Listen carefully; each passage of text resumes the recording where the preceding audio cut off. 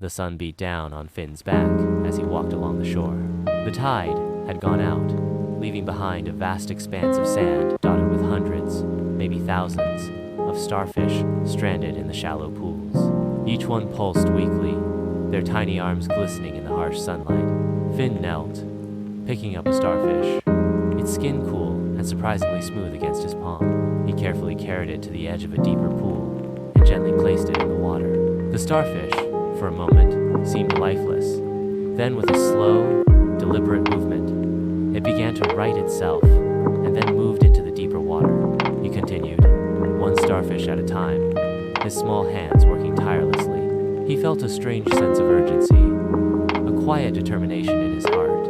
Each rescued starfish was a small victory against the vastness of the situation. He worked for hours, his small form a persistent figure against the endless expanse of the beach. A man, weathered and tanned by years of sun and sea, watched Finn from a distance. He approached slowly, his gaze fixed on the boy's focused efforts. "Son," he said, his voice rough but kind, "you can't save them all. There are too many." Finn paused, his brow furrowed in concentration as he gently placed another starfish back into the water.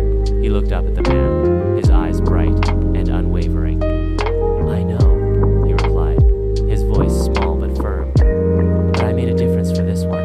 He picked up another starfish, a tiny flicker of hope in his eyes. The man watched him for a long moment, a thoughtful expression settling on his face.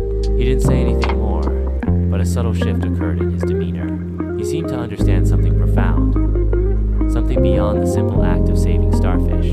He picked up a starfish himself and gently placed it in the sea, a small act of solidarity, a silent acknowledgement of the boy's profound wisdom. As the sun began to dip below the horizon, casting long shadows across the beach, Finn continued his work. He knew he couldn't save them all,